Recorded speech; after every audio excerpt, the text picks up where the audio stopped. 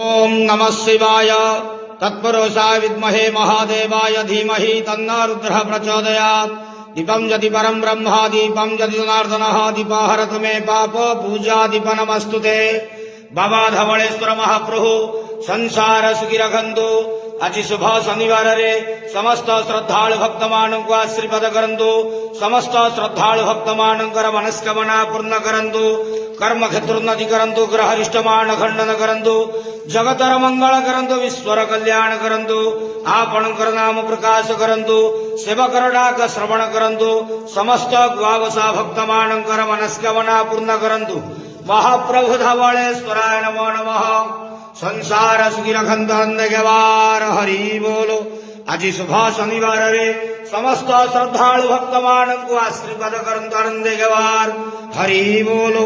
बाबा धवलेश्वराय नमो नमः।